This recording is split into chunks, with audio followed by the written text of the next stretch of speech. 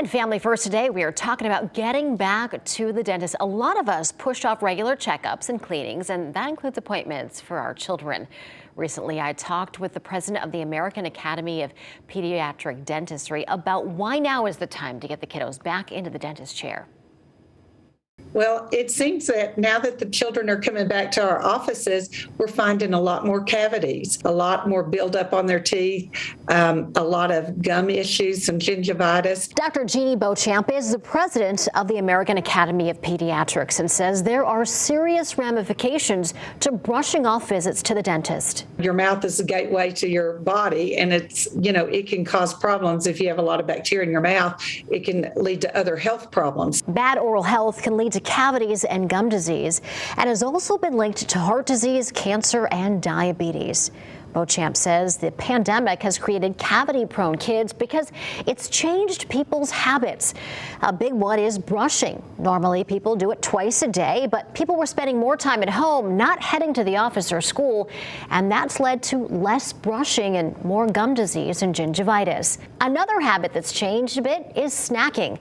And let's be honest, we all did a little more of that during the pandemic. Working from home, doing school from home with the kitchen right down the hall, and so they're snacking constantly. And a lot of times they're not healthy snacks. So Beauchamp is reminding parents to try to switch back to healthier snacks like nuts, cheese, and fresh fruit.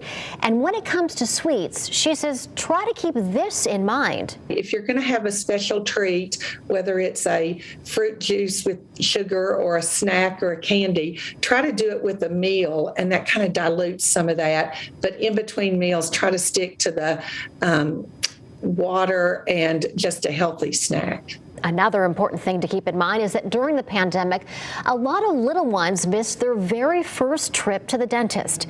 That's something Dr. Beauchamp says is critical in helping children to have a lifelong positive association with the dentist. We want it to be a fun experience where they enjoy coming and we start their habits.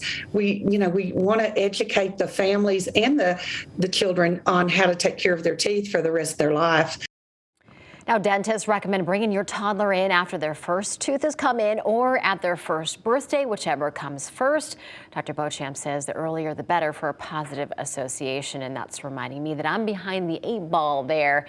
Sammy has about 12 teeth, Tim, and she turned 1.5 over the weekend, and we haven't been yet. Well, because of the pandemic, it was a long time before we sent Ryan to the dentist for the first time.